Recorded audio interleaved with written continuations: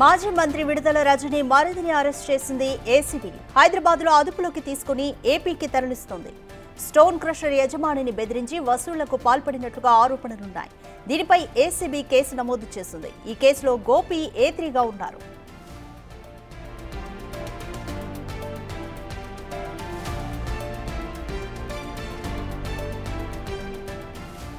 మాజీ మంత్రి విడుదల రజని మరిదిని అరెస్ట్ చేసింది ఏసీబీ. హైదరాబాద్ లో అదుపులోకి తీసుకుని ఏపీకి తరలిస్తోంది. స్టోన్ క్రషర్ యజమానిని బెదిరించి వసూళ్లకు పాల్పడినట్లుగా విడుదల రజనీపై ఆరోపణలు ఉన్నాయి. దీనిపై ఏసీబీ కేసు నమోదు చేసింది. ఈ కేసులో గోపి ఏ3గా ఉన్నారు. మోర్ డీటెయిల్స్ మా ప్రతినిధి సాయి శంకర్ అందిస్తారు. సాయి శంకర్, మాజీ మంత్రి విడుదల రజని మరిది గోపిని ఏసీబీ అరెస్ట్ చేసి విజయవాడకు తరలిస్తోంది. తదుపరి చర్యలు ఏం తీసుకోబోతుంది ACB?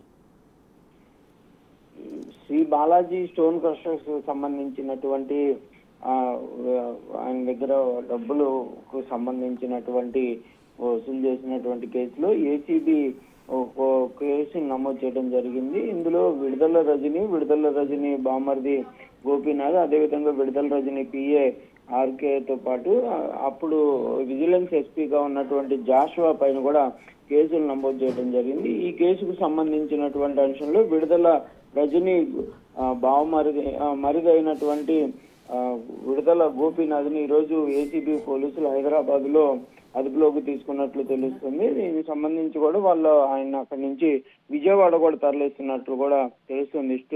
Shri Balaji stone crusher కి సంబంధించి 2 కోట్ల రూపాయల వరకు అవినీతి జరిగిందనే విధంగా కూడా విజిలెన్స్ నివేదిక ఆధారంగా కూడా కేసులు నమోదు చేశారు పోలీసులు. అయితే దీనికి సంబంధించినటువంటి అంశంలో ఇప్పటికే ఎవరైతే ఈ ముద్దాయిలు ఎవరైతే ఉన్నారో వీళ్ళందరికీ సంబంధించినటువంటి సర్చ్ ఆపరేషన్ కూడా చేస్తున్నారు. విడుదల గోపీనాథ్ ఇప్పటి వరకు ఫారంలో ఉన్నట్లు కూడా గుర్తించారు. అయితే ఈ కేసులో కీలకంగా విడుదల గోపీనాథ్, అదేవిధంగా విడుదల రజని పిఏ ఆర్కే రామకృష్ణ కూడా వీళ్ళిద్దరే కీలకంగా ఉన్నట్లు కూడా తెలుస్తుంది. ఎందుకంటే శ్రీ బాలాజీ స్టోన్ క్రషర్ యాజమాన్యానికి ఫోన్ చేయటం కానీ, డబ్బులు అడగటం కానీ, మంత్రికి ఎంత ఇవ్వాలనే విధంగా కూడా వీళ్ళే మాట్లాడినట్లు కూడా పోలీసులు అయితే ప్రాథమికంగా విచారణలో అయితే వాళ్ళైతే నిర్ధారించడం జరిగింది. ప్రస్తుతం విడుదల గోపీనాథ్ అయితే అదుపులోకి తీసుకున్నట్టు తెలుస్తుంది. మరి ఆయన విజయవాడ తరలించి విచారణ చేపట్టేటటువంటి అవకాశాలు ఉన్నాయి. మరి ఈ కేసులో ఏసీబీ దూకుడుగా ముందుకు వెళ్తుందనే విధంగా చెప్పొచ్చు. కు సంబంధించి విచారణలో ఎటువంటి విషయాలు పోలీసులు చెప్తున్నారు? అంటే ప్రధానంగా కూడా ఈ బాలాజీ స్టోన్ క్రషర్ సంబంధించినటువంటి అంశంలో అప్పుడు విజిలెన్స్ ఎస్పీ ఎవరైతే జాషువా అన్నారో అతన్ని అడ్డు పెట్టుకొని అక్రమంగా వీళ్ళ నుంచి డబ్బులు వసూలు చేసేటటువంటి ప్రయత్నం చేయడం, వాళ్ళని ఇబ్బందికరంగా పెట్టడం, ఒకవేళ కనుక డబ్బు లేకపోతే వారిపైన అక్రమైన కేసులు పెట్టి విధంగా కూడా అప్పుడు ప్లాన్ చేసినట్లు కూడా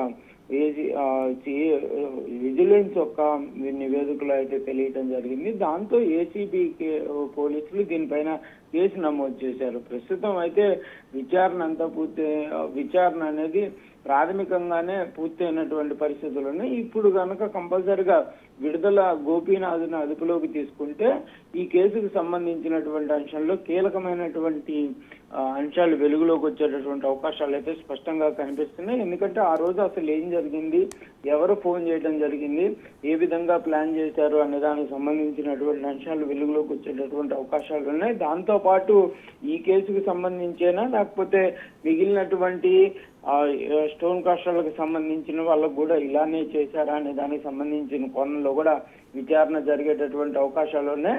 అసలు ఎవరు చెప్తే ఫోన్ చేశారు, డైరెక్ట్ గా విడుదల రజనీనే ఆ రోజు ఆదేశాలు ఇవ్వడం జరిగిందా అనే దానికి సంబంధించి కూడా ఈ విచారణ అయితే జరిగేటటువంటి అవకాశాలు అయితే స్పష్టంగా కనిపిస్తున్నటువంటి పరిస్థితి ఉంది. మొత్తం 2 కోట్లకు సంబంధించినటువంటి అవినీతికి అయితే పాల్పడినట్టయితే క్లియర్ గా కూడా విజిలెన్స్ నిర్ధారించిన నేపథ్యంలో మరి ఏసీబీ అధికారులు ప్రస్తుతం ఏ3గా ఉన్నటువంటి గోపీనాథ్ని అదుపులోకి తీసుకున్నారు. కాబట్టి ఈ కేసులో అయితే కంపల్సరిగా అనేక అంశాలకు సంబంధించినటువంటి విచారణలు కూడా జరిగేటటువంటి అవకాశాలు ఉన్నాయి. ప్రస్తుతం ఈ కేసులో అవినీతి నిరోధక చట్టం 7A, ఐపీసీలోని 384, 120B సెక్షన్ల కింద కూడా కేసును అయితే నమోదు చేయడం జరిగింది. అంటే ఇవన్నీ కూడా ప్రభుత్వానికి సంబంధించినటువంటి నిధుల దుర్వినియోగం, అదేవిధంగా అవినీతికి పాల్పడటం కింద ఈ కేసులు అయితే నమోదు చేసినట్లు కూడా పోలీసులు అయితే తెలపడం జరిగింది. కాబట్టి ప్రస్తుతం ఎదురీగా ఉన్నటువంటి విడుదల